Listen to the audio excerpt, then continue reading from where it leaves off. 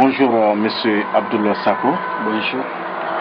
Monsieur Sako, depuis la signature du dernier accord politique du 12 octobre dernier, nous remarquons que la société civile semble être divisée autour de cet accord.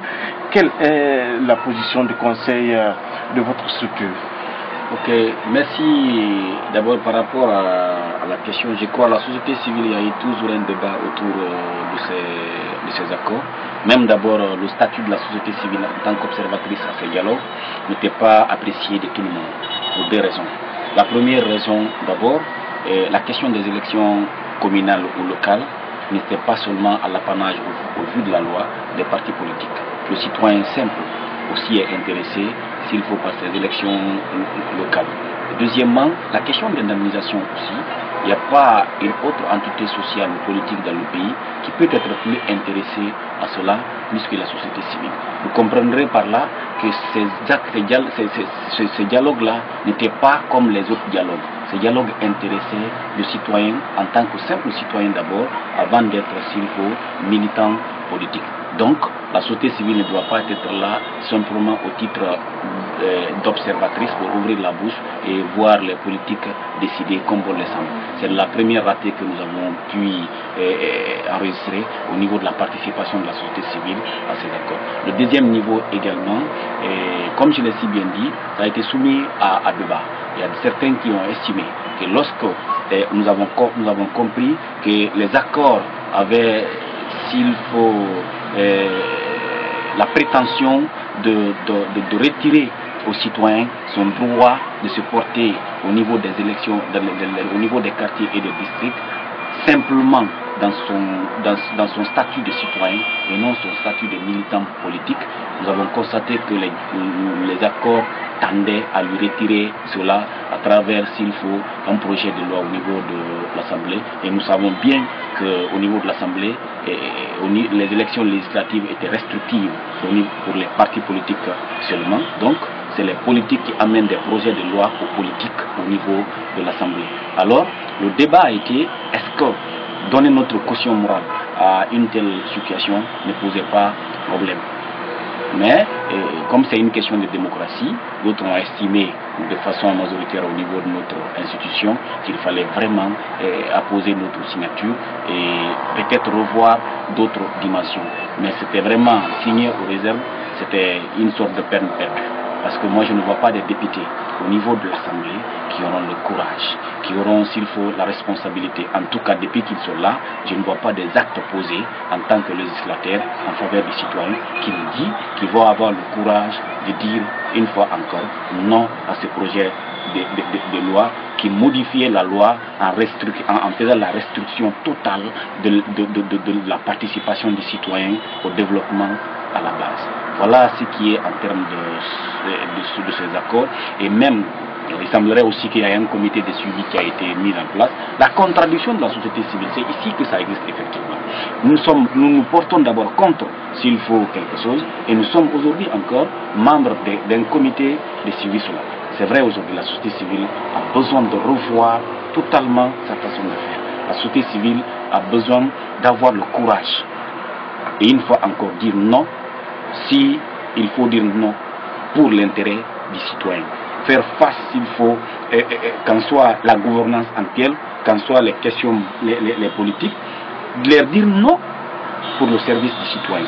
Tant que nous n'avons pas ce courage, une fois encore, tout ce que nous allons poser en termes d'actes sur le terrain va être entassé à travers, s'il faut, ces genres de laxisme et en quelque sorte. Et de façon claire, quelle est la position du Conseil régional des organisations de la société civile? Est-ce que vous soutenez cet accord ou, comme certains l'ont fait, vous vous rétractez aujourd'hui? C'est de cela que je voulais dire. Le Conseil régional était contre qu'on soit d'abord observateur au niveau de ce dialogue. Nous sommes battus, nous n'avons pas pu faire passer notre voix à travers la majorité, parce que les choses sont mises sous une forme de prétendue majorité.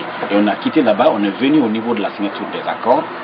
Le Conseil régional ne voudrait vraiment pas que nous donnions notre caution morale aux accords à travers sa signature. C'est là aussi nous n'avons pas pu faire passer notre voix, parce que peut-être en ce moment, c'est après seulement qu'on a compris que nous, on avait raison en quelque sorte.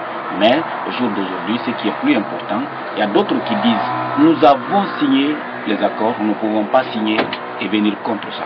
Il y a d'autres aussi qui pensent qu'il faut se battre pour se rattraper. La position du Conseil régional est aujourd'hui, pour toute action, il faut encore ramener les deux entités à prendre une position commune pour faire face à la situation. Mais nous déplorons le fait que déjà, cette situation n'est pas tranchée. La société civile s'est apportée au niveau du comité de suivi de ces mêmes accords contre lesquels nous sommes dans une certaine mesure à travers la dimension élection communale ou locale. Donc, le Conseil régional appelle à la responsabilité de tout un chacun. Il faut vraiment que nous nous revenons ensemble, nous nous positionnons pour que nous ayons une vision commune de la chose, pour des actions communes, afin qu'on ait plus de force dans la situation. La semaine dernière, sur nos antennes ici, l'honorable Ousmane Gawal Diallo de l'UFDG déplorait, dénonçait l'implication, la forte implication de la société civile dans la sphère politique. Quelle est votre réaction? Moi, je comprends bien, honorable Gawal, hein, c'est une question d'intérêt. Les politiques aujourd'hui, et même, j'ai le sentiment qu'ils ont honte devant les citoyens, le fait que les citoyens comprennent à eux aujourd'hui qu'ils ont ils sont plus intéressés par leur intérêt politique que l'intérêt des citoyens. Cela dénote à suffisance et aussi il faut trouver, qu'est-ce que je veux dire, un bouc émissaire quelque part. Donc, au jour d'aujourd'hui, il faut essayer que la responsabilité soit partagée, jeter de l'opprobre de part et d'autre par la société civile, qui n'est pas souvent à tort, hein. Nous avons notre part de responsabilité dedans. Moi, c'est dans ce sens que je comprends. Le politique n'a pas intérêt à ce qu'il y ait une société civile forte dans le pays. Parce que c'est cette société civile forte qui permet aux citoyens de comprendre la face cassée du politicien, de l'homme politique. Donc, il faut les comprendre. Moi, je les comprends absolument. C'est des bonnes guerres. Et ils essayent, eux aussi, de ne pas laisser cet espace à la société civile, essayer en quelque sorte d'asphyxier le maximum que possible la société civile, afin que cette société civile n'ait pas toute sa force et toute sa crédibilité pour permettre aux citoyens de comprendre le politique, et aussi bien dans sa gestion de la chose publique, dans son discours, mais aussi ses stratagèmes politiques. Donc, c'est une bonne guerre. Merci Abdou Sako. À moi de vous remercier.